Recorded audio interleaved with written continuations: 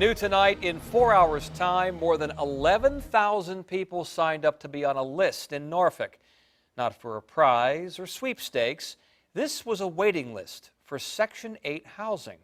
10 Your Side's Brett Hall joins us now with housing challenges in Norfolk and, more importantly, what the city is trying to do about it. Yeah, well, if that's not staggering enough, know this, that normally when they open this list, they get around 10,000 people signing up. A demand so high, the list only opened up 3 times in the last decade. But as Norfolk also prepares to redevelop its large downtown public housing, the demand for Section 8 could increase. Today we sat down with NRHA's executive director to find out how they plan to handle all of this.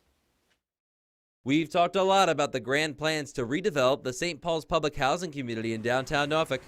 Over the next decade, 1,700 units will be demolished to make way for mixed-use and affordable housing.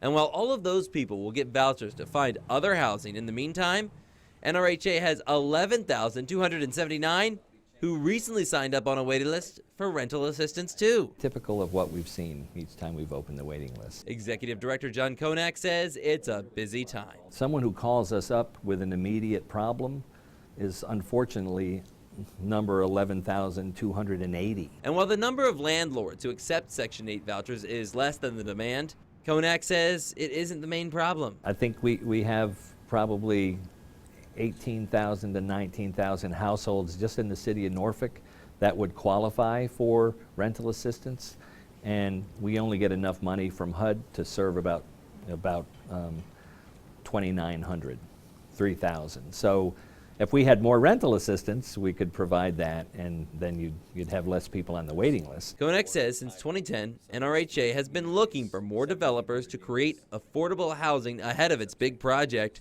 So far, they've reached half of their goal. They hope 2020 sees more people participating.